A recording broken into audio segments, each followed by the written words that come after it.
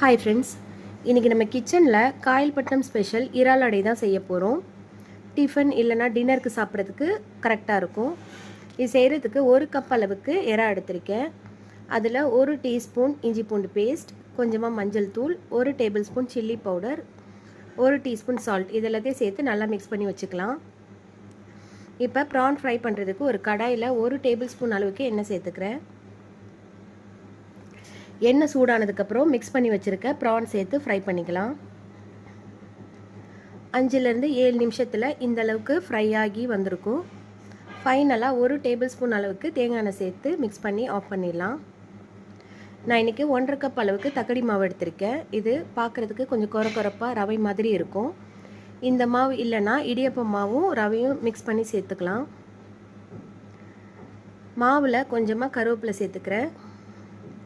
1 வெங்காயம், 2 பச்சை மிளகாய் இதை குட்டி குட்டியாக கட் பண்ணி சேர்த்துக்கிறேன்.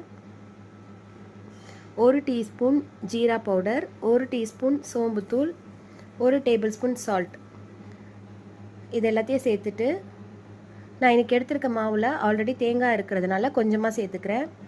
இல்லைனா அரை கப் சேர்த்தா சரியாக இருக்கும். இப்போ நம்ம ஏற்கனவே ஃப்ரை பண்ணி வச்சுருக்க ப்ரானை குட்டி குட்டியாக கட் பண்ணி சேர்த்துக்கிறேன். கொஞ்சம் கொஞ்சமாக தண்ணி சேர்த்து மிக்ஸ் பண்ணிக்கலாம். 1 டீஸ்பூன் சில்லி பவுடரும் சேர்த்துக்கிறேன். இந்த அளவு திக்னஸில் மாவை மிக்ஸ் பண்ணி வச்சுக்கலாம். ஃபைனலாக 2லேருந்து 3 டேபிள் ஸ்பூன் மாசி பவுடர் சேர்த்துக்கிறேன். இது கண்டிப்பாக சேர்க்கணும், அப்போ தான் ஃப்ளேவரும் டேஸ்ட்டும் நல்லாயிருக்கும். 2 மணி நேரம் ஊறட்டும். இடியப்பம் மாவில் செய்கிறா இருந்தால் அரை மணி நேரம் ஊறினா போதும். 2 மணி நேரம் கழித்து ஓப்பன் பண்ணி பார்க்கலாம். நம்ம சேர்த்த தண்ணியெல்லாம் நல்லா அப்சார்ப் ஆகிட்டு ட்ரை ஆயிடுச்சு. இதில் 1 முட்டை சேர்த்துக்கிறேன். நல்லா மிக்ஸ் பண்ணிக்கலாம். தேவைக்கேற்ப தண்ணி சேர்த்து இந்த கன்சிஸ்டன்சிக்கு ரெடி பண்ணிக்கலாம். நான் இன்றைக்கி இந்த மாதிரி குழியாக கனமாக இருக்கிற கடாய் எடுத்திருக்கேன். அதில் 1 டேபிள் ஸ்பூன் அளவுக்கு கடலெண்ணெய் சேர்த்துக்கிறேன். எண்ணெய் நல்லா சூடானதுக்கப்புறம் 1 கரண்டி மாவு எடுத்து இந்த மாதிரி லைட்டாக ஸ்ப்ரெட் பண்ணி விட்டுக்கணும். ஃப்ளேம் லோ டு மீடியமில் வச்சு வேக வைக்கலாம். ஒரு சைடு நல்லா கோல்டன் கலர் வந்துருச்சு. திருப்பி போட்டுக்கிறேன். 2 சைடும் இதே மாதிரி நல்லா கிறிஸ்பியாக ஃப்ரை ஆனதுக்கப்புறம் எடுத்துடலாம்.